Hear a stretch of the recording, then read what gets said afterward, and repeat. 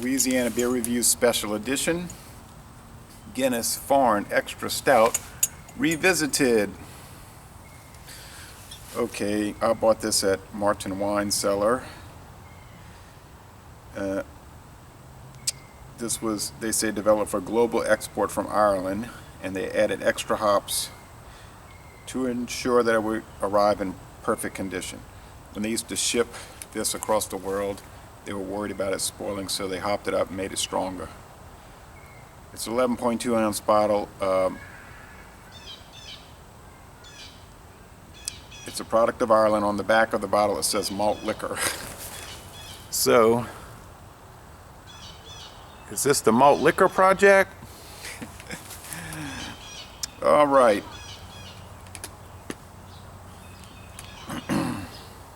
Gets an outstanding score on Beer Advocate. The bros say world class, their highest possible score. 96 out of 100 on Rate Bear, 90 out of 100 for the style. I reviewed it once and I really liked it, and then I did another experiment where I poured it over vanilla ice cream, and it was good, but then as I ate it, more of it with the beer in it, it was just too malty, and it was almost like you were just eating malted grain, and it got a little gross, so I wouldn't do that again. It was initially good, and then it developed where it wasn't too good. So let's check this out. This Guinness Foreign Extra Stout malt liquor. What you know about that?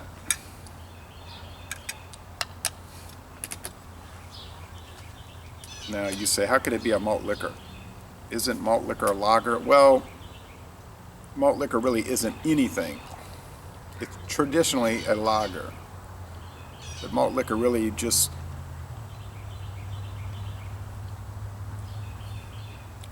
simply means extra strong beer. It was a name that was made up in the late 1940s so that beer companies could put out super strength beer, which is illegal. So they don't call it beer, they call it malt liquor. And if you notice all those high gravity lagers, they'll say lager. If they're going to Texas, they'll say ale. Some can say ale and lager, but they don't typically say beer. Sometimes it'll slip in.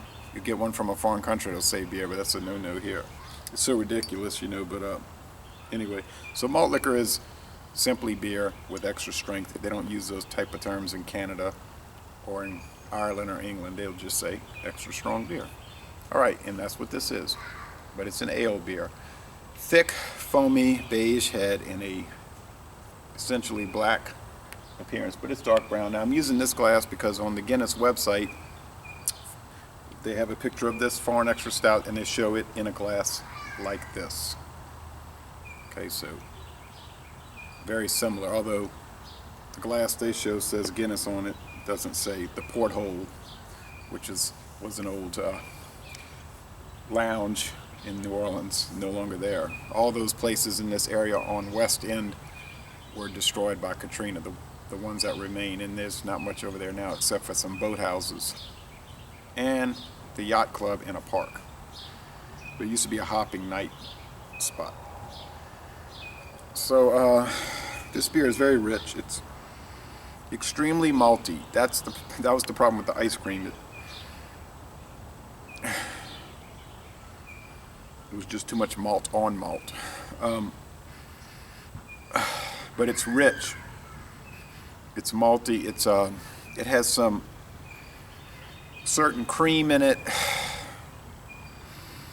roastiness,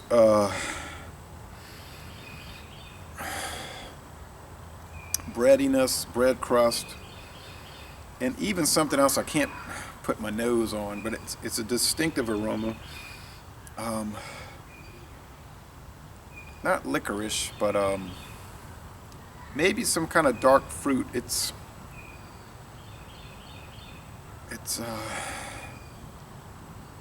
candy-like, or maybe it's the alcohol coming through. I don't know. It's very strange, but it's distinctive. And I know I'm not doing a good job of describing it, but that's why you should get a bottle and check it out. I think you'll say, you might be able to pinpoint what that aroma is, but I think you'll like the aroma. Let's go with the flavor. I believe this bottle was $1.39. It used to be higher, like $2.50 a bottle, and then For whatever reason, they lowered it. Now it's like $1.39 for this and all the other Guinness products at Martin Wine Cellar for the singles. It's really bitter. The IBUs must be pretty strong.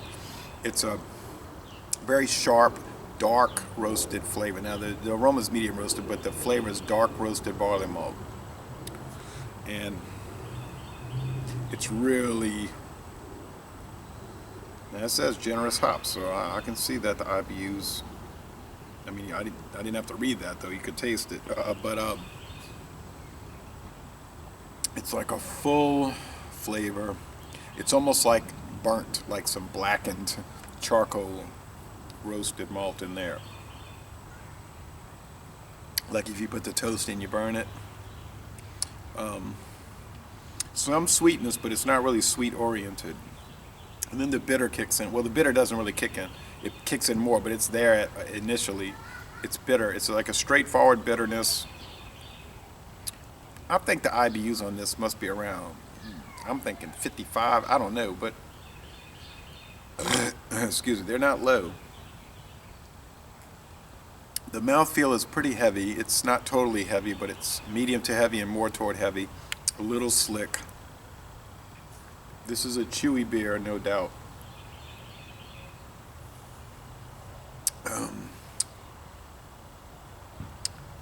The finish is semi-dry and rich, like I said. It says on here, best before, and then there's nothing stamped. Don't know why that is, but it's best before nothing. And then there's a bunch of numbers at the bottom which are not a date. And anyway, they're not going to put best before and then have some weird number code that just didn't stamp the date on this. But I think a high alcohol beer like this should be able to age for quite, there's some film at the bottom, and I don't know if that's going to come, oh, it is coming loose a little bit. This should be able to age for quite some time. It's still pretty warm out here. I would say about 69, maybe 70. We do have a cold front coming through. Tomorrow the high is going to only be 55. But this is going to rapidly warm after that. It's a pretty nice looking label. It's that yellow design. Got the Guinness harp device on it.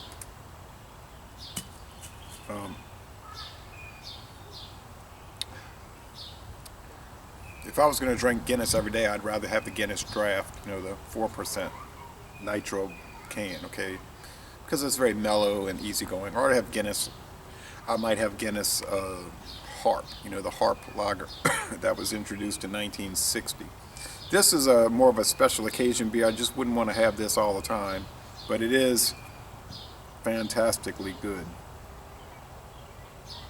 And then there's all different foreign extra stouts. They have the Nigerian one or whatever. I think there might be some made in Canada.